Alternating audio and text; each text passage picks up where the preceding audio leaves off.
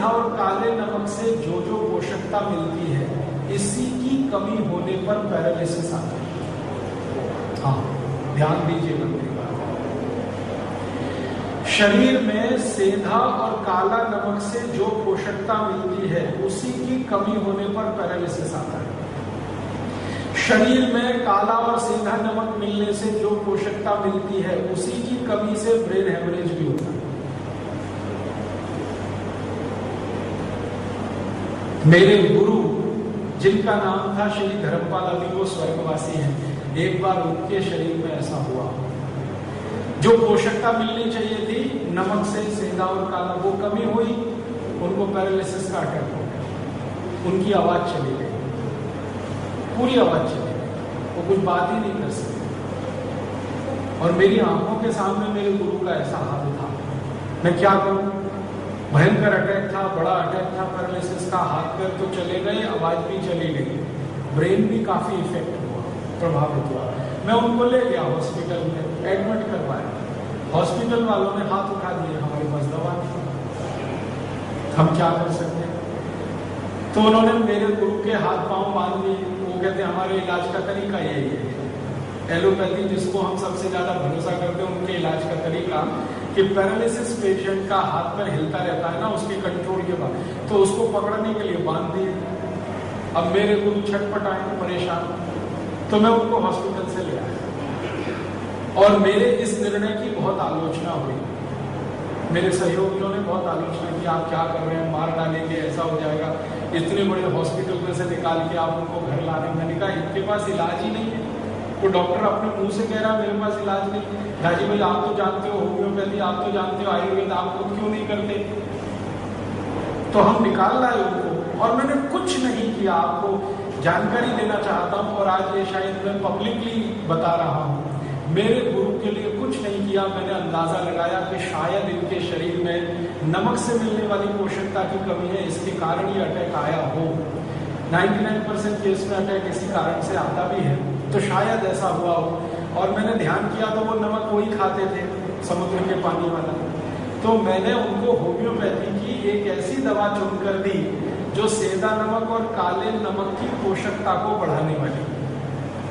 दवा की 3 खुराक में उनका पैरालिसिस ठीक हो गया। 3 खुराक,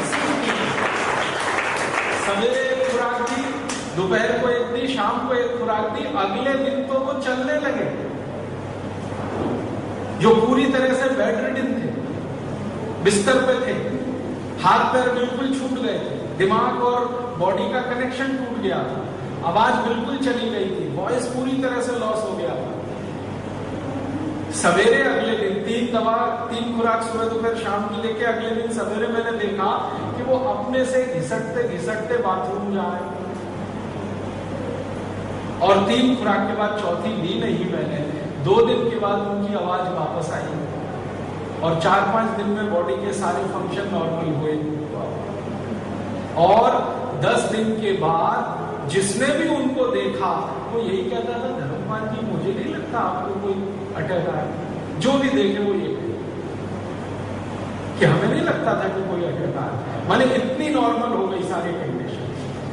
और जब उनकी बेटी उनको मिलने आई, वो जर्मनी में रहती है, तो वो खुद हैरान हो गई। फिर उसने पूछा क्या किया? मैंने कहा कुछ नहीं, होम्योपैथी की एक दवा दी थी, वो दवा का एक ही काम है कि नमक से जो पोषकता चाहिए शरीर को, वो नमक नहीं दे पाया, या नमक नहीं खाने से वो पोषकता नहीं थी शरीर में, वो दवा मैंने दे दी, 3 खुराक में चमत्कार कर दिया। ऐसे ही होता है। तो हम जब कहते हैं ना दवा का चमत्कार है, दवा का चमत्कार क्या है? कुछ खास नहीं है, आपके शरीर में जो पोषकता में कमी आई और उसके कारण से जो तकलीफ में आप फंस गए, वो पोषकता किसी तरह से दे दो। अगर उस समय में उनको नमक का पानी उबाल के दे देता तो भी वो ठीक हो जाता।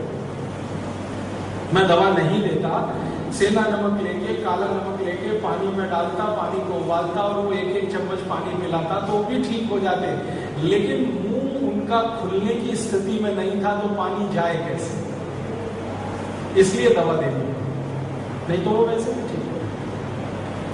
तो ये उदाहरण मैंने आपको सिर्फ इसलिए दिए हैं कि आप इसकी गंभीरता को समझ लें। अपने जीवन में जो एक बड़ी गलती हम कर रहे हैं, भूल कहना चाहिए उसको, गलती नहीं है, गलतियों का तो सुधारा होता है, भूल सुधरती नहीं। तो बड़ी भूल कर रहे हैं वो एक ही है, हमने नमक अपने घर में ले आया आयोडीन युक्त, टीवी का विज्ञापन देख के। रोज टीवी हमें उल्लू बना रहा है, आयोडीन युक्त नमक खाओ नहीं तो पागल हो जाओगे, घेंगा हो जाएगा।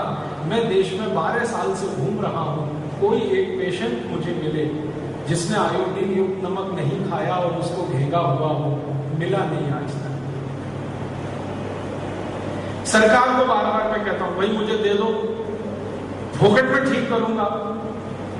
जिनको आयोडीन युक्त नमक नहीं खाने से घेंगा हुआ ऐसे पेशेंट मुझे दे दो, मैं मेरे खर्चे से, मेरे पैसे से उनका ट्रीटमेंट करूंगा, ठीक करूंगा।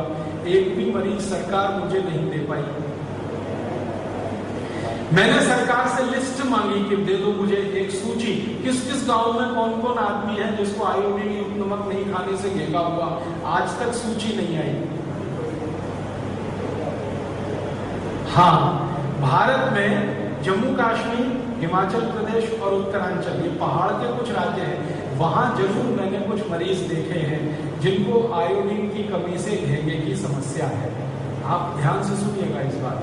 3 राज्य हैं और 3 राज्यों के नजदीक में कुछ हो सकते हैं। मैंने 3 राज्य मेरी आंखों से देखे हैं, जम्मू कश्मीर, हिमाचल और उत्तरांचल। इन 3 राज्यों में पहाड़ पर, ऊंचाई पर रहने वाले कुछ लोगों में आयोडीन की कमी है शरीर में, तो उनको घेंगा है, वो समझ में आता है। लेकिन पहाड़ से नीचे उतरकर मैदानों में रहने वाले किसी आदमी को ये कमी नहीं है, हो नहीं सकती। कारण जानते क्या? पहाड़ों की ऊंचाई पर जो वनस्पतियां पैदा होती हैं, जो सब्जियां पैदा होती हैं, जो दालें पैदा होती हैं, उनमें प्राकृतिक रूप से आयोडीन कम है। और मैदानों में जो सब्जियां और दालें पैदा होती हैं, उनमें प्राकृतिक रूप से आयोडीन भरपूर है। मैं आपको चेन्नई के बारे में कह सकता हूं, चेन्नई में आधा कटोरी दाल आप खा लो, पकी हुई दाल, सांभर के रूप में चाहे रसम के रूप में, आपके एक दिन की आयोडीन जितनी चाहिए उतने में ही पूरी हो जाती है। आधा कटोरी दाल मात्र खाने से एक दिन के आयोडीन की आवश्यकता पूरी हो जाती है चेन्नई में। बेंगलोर में भी यही हाल है, हैदराबाद में भी यही हाल है। अगर पहाड़ में जाएंगे तो वहां थोड़ी जरूरतें नहीं हो पाती। तो मेरा सरकार को बार बार ये कहना है कि भाई पहाड़ों में अगर ये कमी ज्यादा है तो उनको खिलाओ आयोडीन युक्त नमक, हमको क्यों खिला रहे जबरदस्ती? हम तो सभी दाल खाने वाले लोग हैं। आधी कटोरी दाल आप में से कौन है जो रोज नहीं, चाहे सुबह चाहे शाम, सभी खाते हैं। हम सब शाकाहारी हैं, बिना दाल के जिंदा नहीं रह सकते। तो हम सबको तो आयोडीन की कमी है नहीं, फिर जबरदस्ती हमको क्यों खिला रहे हो ये आयोडीन युक्त नमक? और अतिरिक्त आयोडीन जो शरीर में आया, ये क्या खुराफात करेगा कोई बताता नहीं। आपको जानकारी देना चाहता हूं कि जरूरत से ज्यादा आयोडीन अगर शरीर में जमा हो तो इसकी सबसे पहली खुराफात है, ये आदमी को नपुंसक बनाता है। जिनके खून में जरूरत से ज्यादा आयोडीन आ जाती है वो कभी भी बच्चा पैदा कर नहीं सकते। स्त्री हो या पुरुष, दोनों ही नपुंसकता में जाते हैं अगर जरूरत से ज्यादा आयोडीन आ जाए। इतनी खतरनाक बीमारी जिस आयोडीन की अधिकता से आती हो, वो पूरे देश में टीवी चैनलों पर कभी नहीं बताया जाता। आधी बात बताता है टीवी चैनल, आयोडीन युक्त नमक खाओ, लेकिन ये आधी बात और बताने की जरूरत है कि आपके शरीर में जरूरत से ज्यादा आयोडीन है तो मत खाओ, नहीं तो नपुंसकता में चले जाओगे। अधूरा ज्ञान खतरनाक। और इसी के चक्कर में मैं देख रहा हूं पिछले कई वर्षों में हमारे देश में लोगों में नपुंसकता बढ़ रही है। शादी को 10-10 साल हो गए, 15-15 साल हो गए, बच्चे नहीं हो रहे। वो आते हैं, सिर पटकते हैं मेरे पास, क्या करें कैसे करें। उनको छोटा सा ज्ञान अगर कोई 10 साल पहले दे देता कि भैया आयोडीन युक्त नमक मत खाओ, सेंधा नमक खाओ, काला नमक खाओ, तो वो यहाँ तक पहुंचते नहीं। उनको शादी के पहले दूसरे साल में ही बच्चे हो जाते हैं। तो विषय की गंभीरता को आप समझिए। कि हम कितनी बड़ी गलती में या भूल में फंस गए, टीवी के विज्ञापन में फंस गए। और टीवी में विज्ञापन कौन कंपनियां कर रही हैं? वो कंपनियां जो 15 पैसे किलो के नमक को 7 रुपए 10 रुपए किलो बेच रही हैं।